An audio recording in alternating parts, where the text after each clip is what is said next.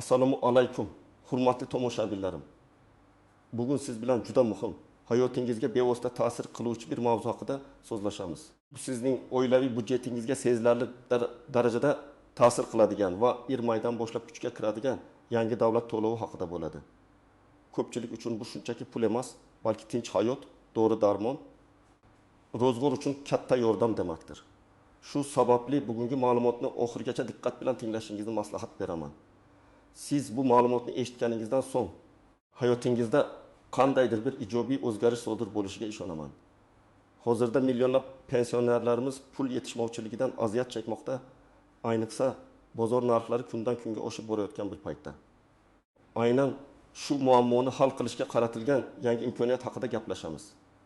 Bu nafaqat sizga, balki sizning yaqinlaringizga, qo'ni-qo'shnilaringizga ham tegishli bo'lishi mumkin. Shu sababli hozirroq kanalimga obuna bo'ling va bu videoga like bosing. Bu videoning ko'proq odamlarga yetib borishiga yordam beradi va ularning ham huquqlari haqida xabardor bo'lishini ta'minlaydi. Keling, avval vaziyat qanday bo'lganini ko'rib chiqaylik. Ilgari pensionerlarimiz asosan davlat tomonidan belgilangan standart pensiya miqdoriga tayanib yashashgan. Albatta, vaqti bilan pensiyalar inflyatsiya sur'atlari yoki davlat byudjetining imkoniyatlaridan kelib chiqqan holda oshirilib turilgan. Lekin bu oshirishlar har doim ham hayot narxining o'sishiga, ayniqsa asosiy oziq-ovqat mahsulotlari, kommunal xizmatlar va dori darmon narxlarining shiddatli ko'tarilishiga mutanosib bo'lmas edi. Natijada ko'plab pensionerlarimiz hayotning qiyinchiliklari bilan yolg'iz kurashib kelishdi. Ular ba'zan o'zlarining asosiy ehtiyojlarini qondirishda ham qiynalishar. Ro'zg'or tekinligini ushlab turish uchun har bir tiyinni tejashga majbur bo'lishardi. Ba'zilar oila a'zolarining yordamiga tayanar. Bosh shipqalar esa hatto keksalik gashtini surish o'rniga kichik ishlar bilan shug'ullanib, qo'shimcha daromad topishga intilardi. Bu holat albatta ularning salomatligiga va ruhiy holatiga salbiy ta'sir ko'rsatmasdan qolmasdi. Hukumatimiz ham bu masalani doimiy ravishda kuzatib kelgan va aholining, xususan ijtimoiy himoyaga muhtoj qatlamlarining turmush darajasini yaxshilash bo'yicha tizimli ish olib borgan. Mana endi nima o'zgardi? 1 maydan boshlab davlatimiz tomonidan pensionerlar uchun ijtimoiy himoya qo'shimcha to'lovi deb nomlangan yangi turdagi nafaqa joriy etilmoqda. Bu shunchaki mavjud pensiya miqdorining oddiy oshirilishi emas, balki ijtimoiy himoya tizimini yanada kuchaytirishga qaratilgan aniq maqsadli qo'shimcha to'lovdir. Bu to'lov ayniqsa minimal pensiya oluvchi va turmush sharoiti og'ir bo'lgan pensionerlarni qo'llab-quvvatlashga mo'ljallangan. Uning asosiy maqsadi inflyatsiya ta'sirini yumshatish, ularning iste'mol savatchasini to'ldirishga ko'maklashish va keksalikda munosib turmush kechirishlarini ta'minlashdir. Bu yangilik davlatning o'z fuqarolari, ayniqsa keksa avlod haqida qayg'urayotganining yorqin dalilidir. Bu to'lov tizimi endilikda shunchaki umumiy pensiya oshirishdan farqli o'laroq aniq mezonlar asosida eng muhtojlarga ko'proq yordam berish prinsipiga qurilgan. Bu o'zgarish orqali hukumat pensiya tizimini yanada adolatli va samarali qilishga intilmoqda, toki har bir keksa inson o'z hayotining xotirjam va farovon davrini o'tkazishi mumkin bo'lsin. Keling, bu yangi to'lov haqida batafsilroq gaplashaylik. Bu nimalarni bilish kerak? Kimlar bu to'lovdan manfaatdor bo'ladi va kimlarning tashvishlanishiga hojat yo'q? Birinchidan, bu ijtimoiy himoya qo'shimcha to'lovi sizning mavjud pensiyangizga qo'shimcha ravishda to'lanadigan mablag'dir. Bu muhim jihat. Chunki ko'pchilik bu shunchaki pensiya miqdorining ko'payishi deb o'ylashi mumkin. Ammo bu mustaqil bir yordam turi hisoblanadi.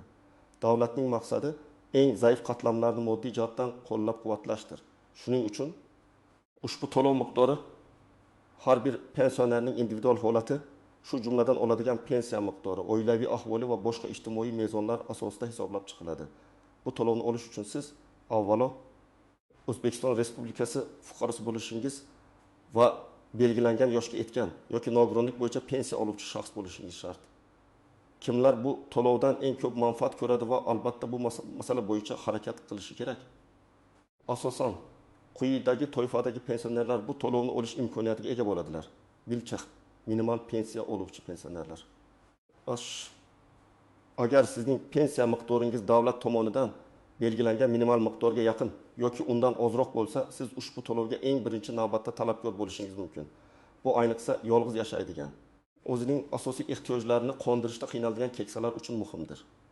2. Astroz yolg'iz pensionerlar, qarindoshlari yoki yaqinlari tomonidan doimiy yordamga ega bo'lmagan. Yolg'iz istiqomat qiluvchi pensionerlar ushbu to'lov orqali sezilarli yordam olishlari mumkin.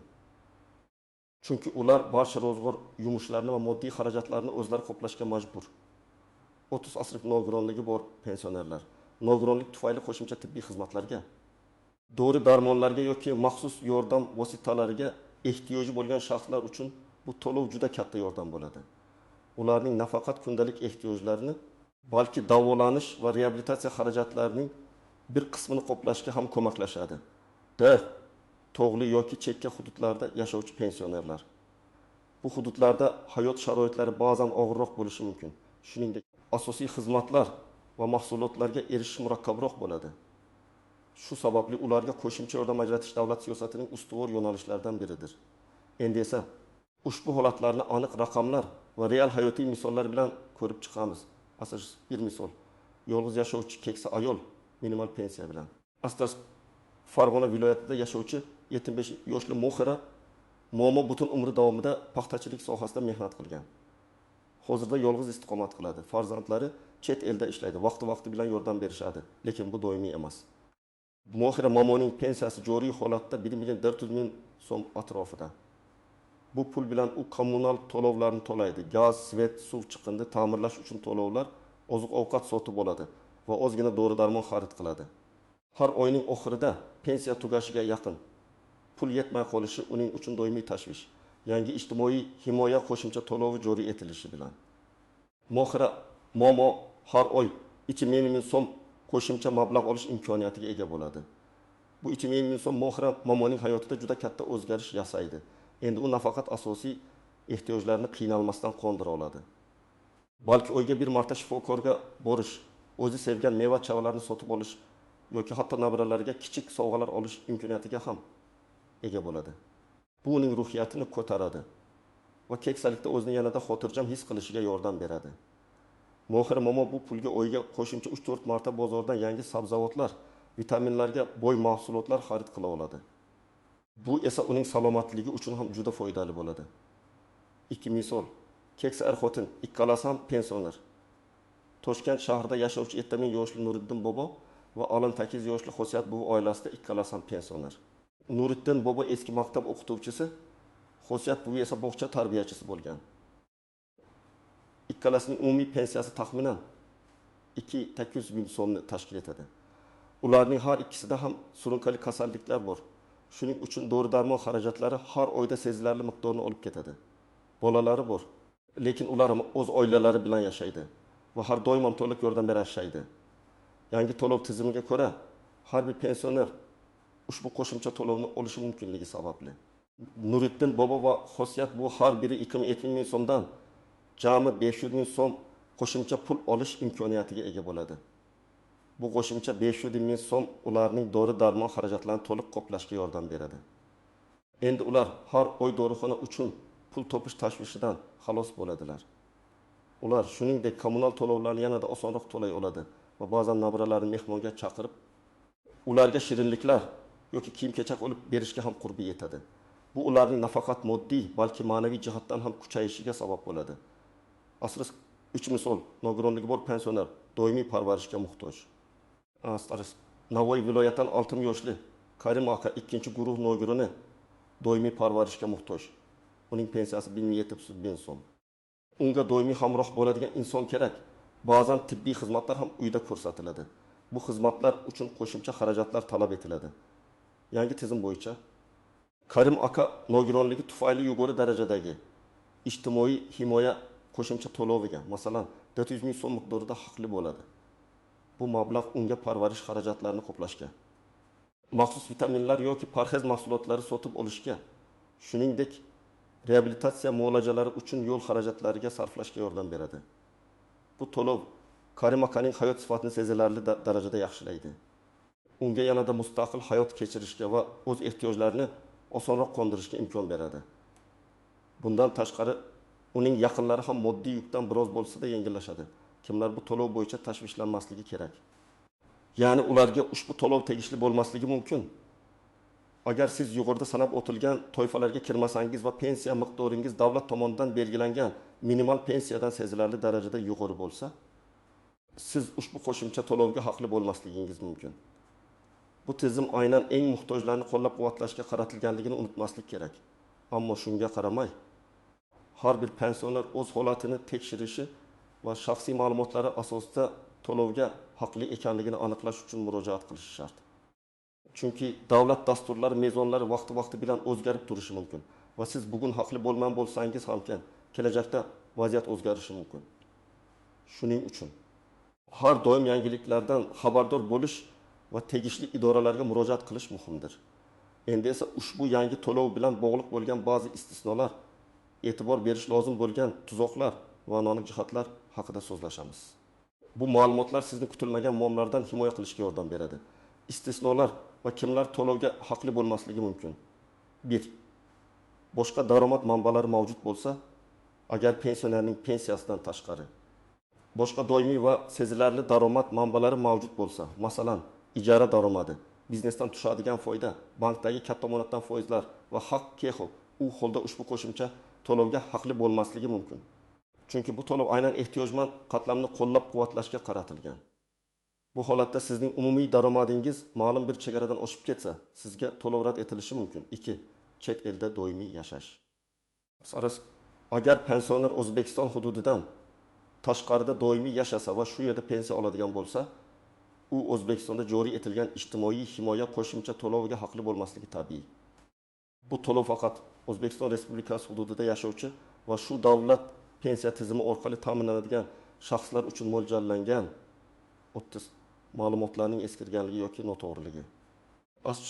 Agar sizning shaxsiy ma'lumotlaringiz, pasport ma'lumotlari, yashash manzili, bank rekvizitlari, pensiya jamg'armasi yoki boshqa tegishli davlat organlari ma'lumotlar bazasida eskirgan yoki noto'g'ri bo'lsa, sizning arizangizni ko'rib chiqish jarayonida kechikishlar yuzaga kelishi yoki hatto rad etilishi mumkin. Bunday holatlarning oldini olish uchun ma'lumotlaringizni doimiy ravishda yangilab turish juda muhimdir. Tuzoqlar va ko'pchilik yo'l qo'yadigan xatolar: 1. Hujjatlarni noto'g'ri rasmiylashtirish yoki to'liq topshirmaslik. Astirish, arizani to'ldirishda yoki hujjatlar paketini tayyorlashda kichik bir xato ham to'lovni kechiktirishi yoki umuman rad etilishiga olib kelishi mumkin. Masalan, bank rekvizitlarini noto'g'ri yozish, talab qilingan hujjatlardan birini unutish yoki fotokopiyalarning sifatsizligi kabi holatlar. Har bir hujjatning to'g'ri ekanligiga va to'liq yig'ilganiga ishonch hosil qiling. Muddatsiz yoki belgilangan muddatdan kech murojaat qilish.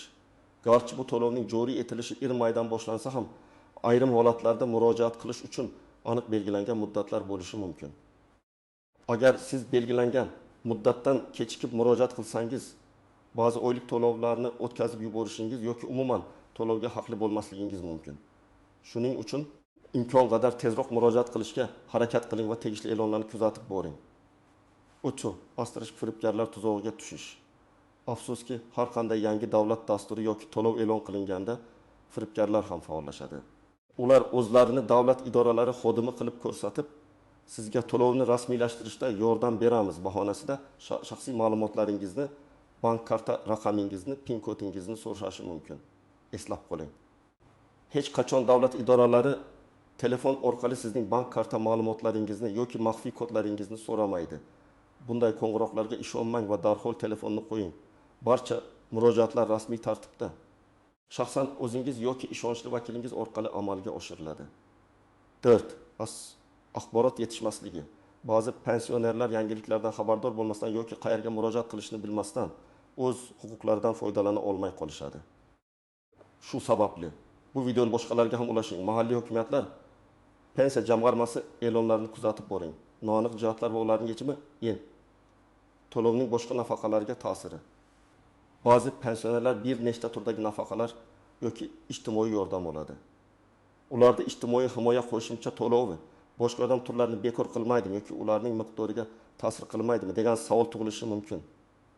Odatda bu kabi qo'shimcha to'lovlar, ayniqsa ijtimoiy himoya maqsadida joriy etilganlari, boshqa yordam turlarini kamaytirmaydi. Biroq har bir holatda pensiya jamg'armasidan aniqlik kiritish lozim. Aytishim kerakki, hozircha bu to'lovning boshqa nafaqalarga salbiy ta'sir ko'rsatishi kutilmayapti. 2. Avtomatik ravishda to'lanadimi yoki murojaat qilish kerakmi? Bu eng muhim savollardan biri. Garchi davlat raqamlashtirishni kengaytirayotgan bo'lsa-da, ko'pchilik yangi to'lovlar uchun murojaat qilish talab etiladi. Buning sababi har bir pensionerning holati va ehtiyojini aniqlash uchun yangi ma'lumotlar kerak bo'lishidir. Hozirgi holatda sizning arizangiz asosida ko'rib chiqiladi. Shuning uchun avtomatik ravishda to'lovni kutmasdan belgilangan tartibda murojaat qilishingiz shart. 3. To'lovni oluvchi pensionerning kasalligi yoki harakatlana olmasligi.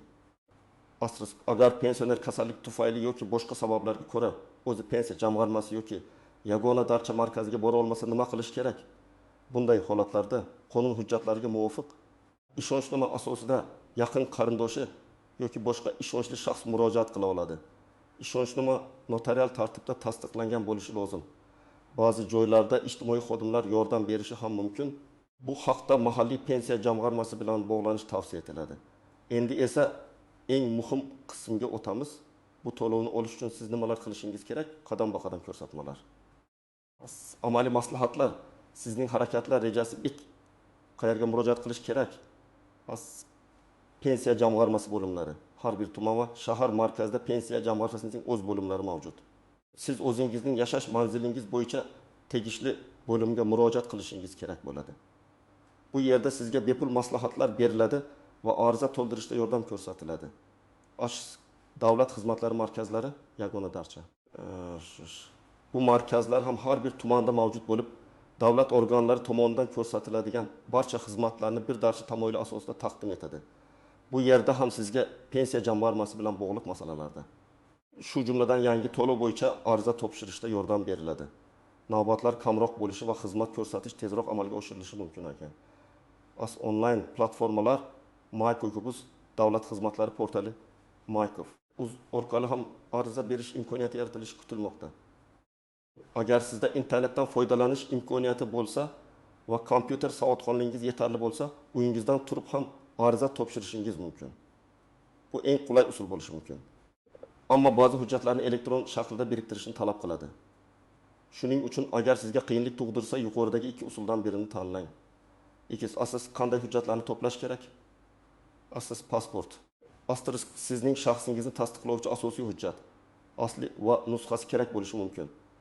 Pasportingizning amal qilish muddati tugamaganligiga ishonch hosil qiling. Agar pasportingiz yangilanishi kerak bo'lsa, avval shu masalani hal qiling. Pensiya guvohnomasi kitobchasi. Bu hujjat sizning pensioner ekanligingizni va pensiya tayinlanganligini tasdiqlaydi. Aslini ko'rsatish va nusxasini topshirish talab qilinadi. Asl bank rekvizitlari, plastik karta raqami yoki hisob raqami bu pulni sizning hisobingizga o'tkazish uchun zarur. Agar sizda plastik karta bo'lmasa, uni ochishni so'rashadi. Karta raqamingizni aniq va to'g'ri yozishga e'tibor bering. Aks holda pul boshqa hisobga o'tib ketishi yoki qaytarilishi mumkin. Oilaviy ahvol to'g'risidagi ma'lumotnoma ba'zi hollarda. Agar to'lov miqdori yoki haqlik sizning oilaviy ahvolingizga bog'liq bo'lsa, masalan, yolg'iz pensionerlar uchun mahalla fuqarolar yig'inidan MFO oilaviy ahvolingiz haqida ma'lumotnoma talab qilinishi mumkin. Bu ma'lumotnoma sizning oila tarkibingiz va yashash sharoitingizni tasdiqlaydi. Nogironlik guvohnomasi agar mavjud bo'lsa, agar siz nogironlik bo'yicha pensiya oluvchi bo'lsangiz, bu hujjat sizning nogironlik guruhingizni va muddatini tasdiqlaydi. Bu sizga yuqori miqdordagi to'lovga haqli bo'lishingizga yordam berishi mumkin. Boshqa qo'shimcha hujjatlar ayrim hollarda. Pensiya jamg'armasi xodimi sizning individual holatingizdan kelib chiqib, boshqa qo'shimcha hujjatlar ham so'rashi mumkin. Masalan, turmush o'rtog'ining vafoti haqidagi guvohnoma, vasiylik to'g'risidagi hujjat va HKG. Shuning uchun murojaat qilishdan oldin telefon orqali aniqlik kiritish yoki birinchi tashrifda barcha kerakli ma'lumotlarni so'rab olish maqsadga muvofiq. 3. Qanday ariza yozish kerak? Arizaning shaxli pensiya jamg'armasi bo'limlarida yoki davlat xizmatlari markazlarida mavjud bo'ladi. Sizga u yerda ariza shaxli beriladi va uni to'ldirishda yordam berishadi. Arizani to'ldirishda ma'lumotlarni aniq, to'g'ri va imlosiz yozishga harakat qiling. Ayniqsa, ism, familiya, ota ismingizni pasportingizdagidek yozing. Tug'ilgan sanangiz, yashash manzilingiz va aloqa telefon raqamingizni ham xatosiz kiriting. Sizdan to'lovni olish uchun asos bo'ladigan holatlarni, masalan, yolg'iz yashashingiz, nogironligingiz, minimal pensiya olishingiz ko'rsatish so'ralishi mumkin.